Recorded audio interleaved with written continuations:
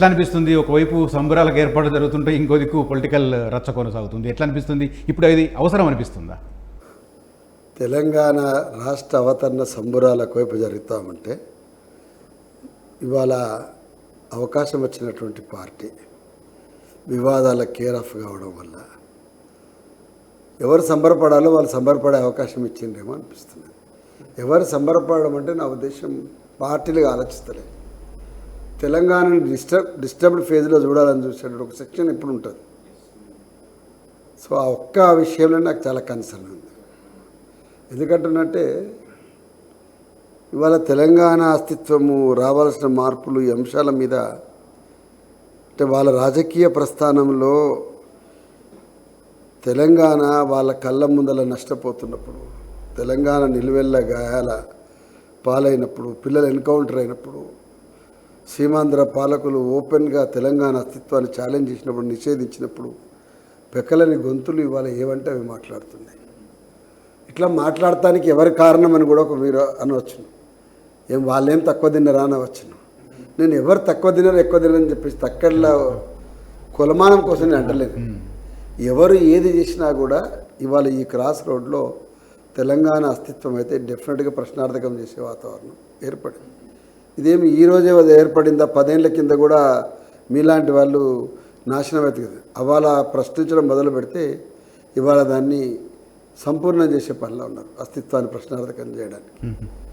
ఎందుకంటున్నంటే ఏది మాట్లాడుకున్నా, ఎంత మాట్లాడుకున్నా కూడా అంటే ఆ పార్టీ పుట్టుకలో పట్టిన టీఆర్ఎస్ అనేది తెలంగాణ అస్తిత్వానికి సంబంధించినటువంటి పనిలో పడ్డది. కాబట్టి దాని నాయకుడు దొరల గడికి ప్రతినిధిని అట్లానే ఎన్ని అభియోగాలు మోపినప్పటికీ ఒక లాంగ్ ఎక్సర్సైజ్ చేయకుండా చంద్రశేఖరరావు కానీ ఆయనతో పాటు ఆనాడు పునాదులు నాయకులు కానీ ఒట్టి గ్రౌండ్లోకి రాలేదు.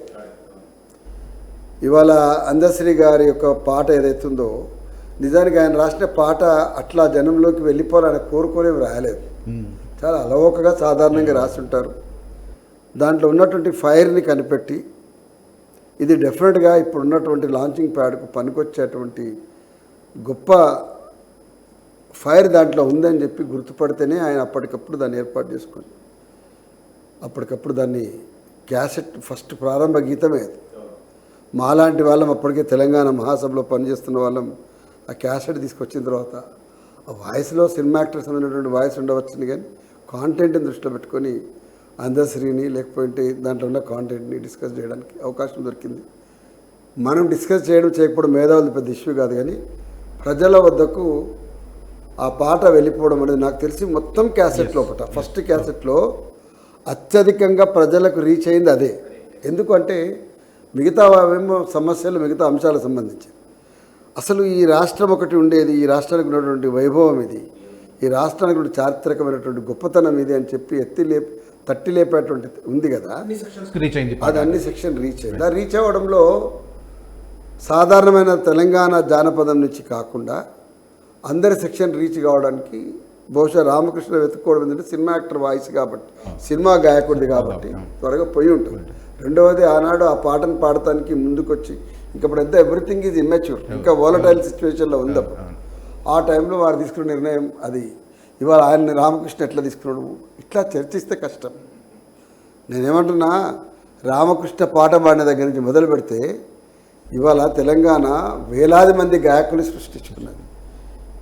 అంతర్జాతీయ వేదికల మీద కూడా తెలంగాణ పాటకు ఒక ప్రత్యేకమైన గుర్తింపు వచ్చింది.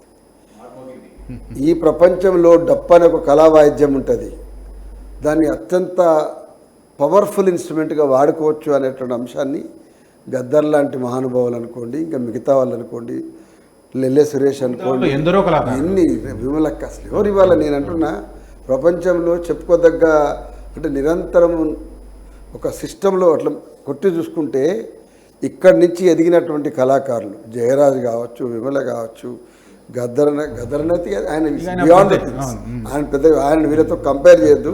ఒక తరుణ్ గోరటెంకన కావచ్చు, ఎంతమందిని కోదారి సీన్ కావచ్చు, పిట్టపల్లి సురేందర్ కావచ్చు, ఇంతమంది కవులు కళాకారుల్ని బయటికి తీసుకొని వచ్చింది. అంటే తెలంగాణ ఫెస్టివల్ అనేది ఒకటి ఉంటుంది. మనం మొదలుపెట్టినాడు తెలంగాణ సంబరాలు మా జిట్టా మేము అందరం కూడా ఫుడ్ ఫెస్టివల్ నుంచి మొదలుపెట్టినాం. ఎందుకంటే ఫస్ట్ ప్రజలకు ఎంట్రన్స్ లోపల ఏం చేయాలనుకుంటే ఓహో పత్రికా ఘోష్ కూడా ఒకటి ఉంటుంది అని జ్ఞాపకం చేయాలి. నిజాం కాలేజీకి వచ్చి ఎంత గ్రౌండ్లో అంటే నేను ఏమంటున్నాను ఒకసారి వెనక్కి వెళ్ళిపోతే టైం మిషన్లో అంటే మనం పడ్డ వేదన, మనం ఎన్నుకున్నటువంటి ఎత్తుగడ ఎంత చాలా హంబుల్గా మొదలుపెట్టినాం మనం. ఇవాళ తేరగా అన్నీ అయినాక మాట్లాడేటోళ్ళకు వాళ్ళని చూస్తే ఒకసారి జాలి కూడా అనిపిస్తుంది. కాకుంటే ఒకటే దురదృష్టం ఏంటంటే అసలైన తొలి వెలుగు. ఫాలో వాట్సాప్ @తొలి వెలుగు official.